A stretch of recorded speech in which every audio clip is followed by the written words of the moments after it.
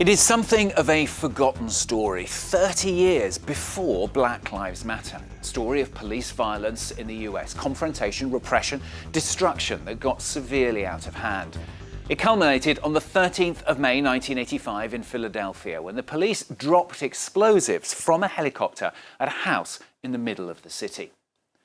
Those inside were activists in a revolutionary movement called MOVE, which took root in the early 1970s. MOVE, founded by a certain Vincent Leopard, who changed his name to John Africa, the group's followers doing the same, all having the surname Africa. They were, and still are, mostly African Americans at the time, all living under one roof. Now, relations with their neighbours had been very strained, to the point where the police moved in to evict them. An armed standoff and firefight ensued, including the dropping of the explosives onto the house, 11 people inside, including children, killed. The resulting fire destroying more than 60 other surrounding homes. Well, since then, the story has disappeared into the history books. None of those responsible at the time brought to justice.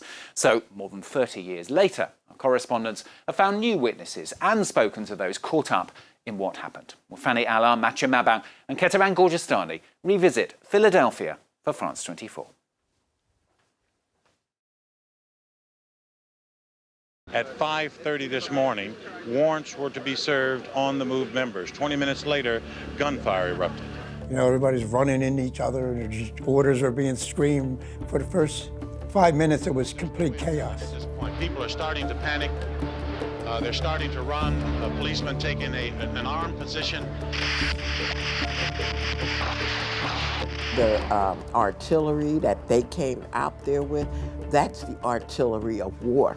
But they came at us with that, and we had not committed any crime at all. The police shot so many bullets that they had to go up to another section of the city where the police gun range was to get more bullets. So we have new videotape of the episode that apparently ended the MOVE situation tonight. The dropping of an incendiary device, 5:27 p.m.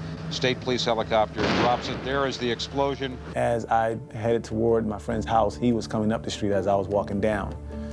And he said, they dropped the bomb on MOVE. And my first reaction was disbelief. I said, no, they didn't.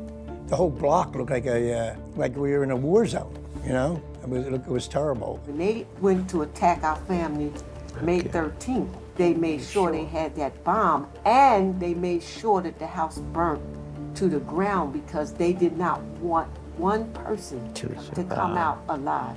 It was one of those days that you don't really like to relive. You don't wish, and you wish it never happens again. That's how everybody felt. I think the reason the firemen didn't put the fire out, for the same reason the police didn't stop shooting.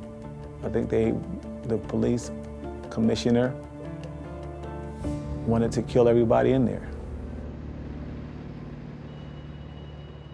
The early 70s saw the rise of an organization known as MOVE, a revolutionary group led by John Africa, combining various ideologies, including anarchism, black liberation, environmentalism, and animal rights. Mike Africa Jr. is a child of MOVE. He was born 42 years ago behind these bars. Right now we're at House of Correction. This is the jail that I was born in. Well, my mother was pregnant at a time when the police raided our house and they arrested my parents and they put them in jail while she was pregnant. I came back to this jail maybe 2 or 3 years ago to see it. And it looked very familiar, even though I had never been here that I remembered. In August of 1978, MOVE engaged in a standoff after then Mayor Frank Rizzo ordered the group to be removed from their communal home. Residents refused to leave, leading to a confrontation with the police. One police officer died, shot in the head. All 9 members of the group were blamed for that death. Among them, Mike Jr.'s parents. How that cop died, people still don't know. Many people believe it was moved. Many people believe it was friendly fire. I don't know. But what I know is my parents spent 40 years in prison for something that they didn't do. Dubbed the Move 9, they were all convicted of third-degree murder and sentenced for up to 100 years in prison. All maintained their innocence. Mike Jr.'s parents were eventually freed in 2018 after a long legal battle. I've been working to get my parents out of prison since I was a teenager. At least 25, 27 years. Yeah, and you never give up, you know. As long as there's breath in their bodies, as long as there's breath in my body, then, you know, I got to keep on trying to get them out of there. In the early 80s, Move relocated to quiet, largely middle-class African-American residence on Osage Avenue. From there, they continued their fight for justice for the Move 9. Reporter Lynn Washington covered Move from the start. He remembers how the group protested day and night in the neighborhood. They felt if they put enough pressure on their neighbors, then the neighbors in turn will put pressure on city officials, and then those city officials would effectuate the release of their 9 incarcerated members from the 1978 incident. On top of the house, there was a public address system. So Move would harangue their neighbors, you know, any hours of the day. I mean, Christmas in 1984, they did a harangue for 24 hours straight. Because Move was doing this, there was ancillary disruptions in that there were a lot of news media always around. There was a heavy police presence always around. There were onlookers, so it was just chaos on this particular block. For months, neighbors repeatedly complained to the city about the group's behavior, to no avail. If our government agencies who are paid by our tax dollars are unable to guarantee and enforce those rights for us, then we as citizens also have the right to do that ourselves. On May 13, 1985, Wilson Goode, Philadelphia's first African-American mayor, gave the order to deploy 500 officers to evict Move members. 13 people were in the communal home on that fateful day, including 6 children. The standoff lasted for hours before the police finally dropped a bomb on the house. The building went up in flames and the fire quickly spread to the whole block, destroying more than 60 houses and leaving hundreds homeless. Now, if there's anybody there, standing there, it's obvious they couldn't survive that explosion. Of the 13 Move members present that day, only 2 survived, a child and a woman, Ramona Africa, the only survivor still alive today. The 71-year-old still lives in Philadelphia with members of the Africa family. Janine and Jeanette Africa were part of the Move 9. They were in jail at the time of the bombing, but both lost a child in the attack. We tried to come out of the house when we realized it was on fire. Out the back of the house, it was cops all around there, and they shot at us, you know, to try to keep us from coming out. And that's why 11 people died in that house, was murdered in that house, and only 2 of us survived. You know how we found out about our family being murdered? We were all in prison at the time, and we were in a restricted housing unit. That's where you're isolated. The officers that run the prison came to our cell door one by one, opened the door, said, "Sue, your son Tommaso is dead." Shut the door. Went down the line like that. Nobody from the city ever contacted us to say there was a bombing and your son was murdered. What do you want done with his remains? Nothing. To this day, I don't even know where my son's remains was supposed to be sent to or done with. Ramona served 7 years in jail on rioting and conspiracy charges. In 1996, the city of Philadelphia paid her $500,000 in damages for pain and suffering. But despite 2 grand jury investigations and a civil suit, no one was ever criminally charged for the bombing. They did not arrest anybody. none of the cops, none of the officials, nobody was ever held accountable, charged for murdering our family. And trust me, it is murder. It wasn't an accident. The one thing that we found out, the firemen were told not to put the fire out. And no one was shooting at them like they was trying to claim. They just was ordered not to put the fire out. 36 years later, Philadelphia police have a very different take on the events. In this Police Veterans Association, everyone remembers MOVE. On the wall, a picture of their colleague killed during the 1978 confrontation. Charlie Esposito was on duty on May 13, 1985. He insists MOVE members were armed. Trust me, they were shooting at the firemen. I don't have no reason to lie. It's, 35 years later? There's no reason that I have to lie to you right now.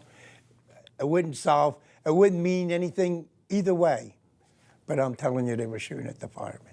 And the fire's burning away, and the firemen trying to get in there to put it out. So then the fire commissioner pulled his people back. He says, I'm not going to have anybody shot, well, just because they're trying to put the fire out. Was the city right to bomb its own citizens? Was the show of force proportionate? Esposito is not sure. Personally, I don't know, I might have thought a little bit longer about doing that. See, once they started shooting, it changed the whole atmosphere, the whole thing. But, you know, taking the fact there was a lot of children in there, it would have to be a dire situation for me to do that. I'm not saying they were wrong, because it was really getting out of hand. People were running around, people were being shot. So you just couldn't say, oh, let's wait a minute and we'll think it over. It was then, now, right then and there, you had to do what you had to do. As far as I'm concerned, they were wrong.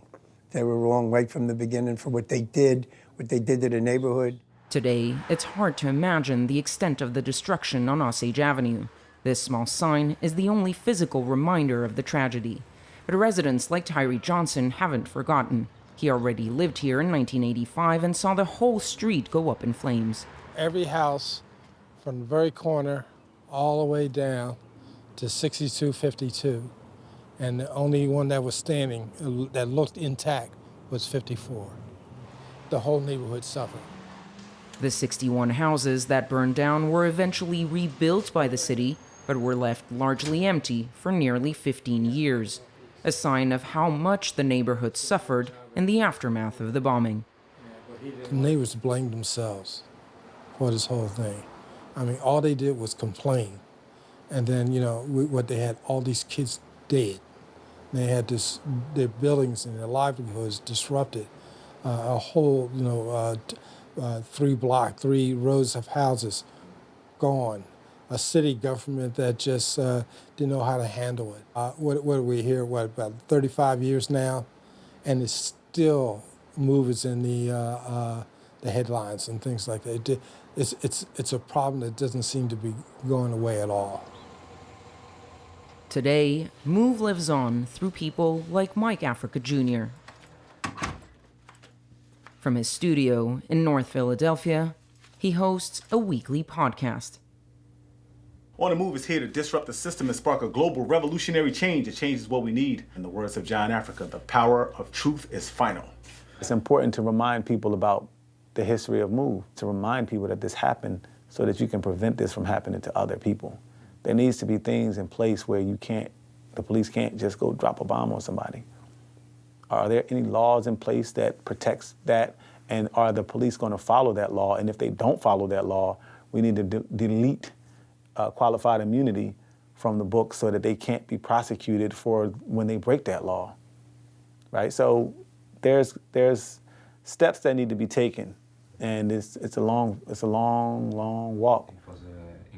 Raised by other female members of the group, Mike Jr. embodies MOVE's new generation, fighting to make African American voices heard and defend their rights. We've never been able to get justice, never. And that's not just because we're MOVE people.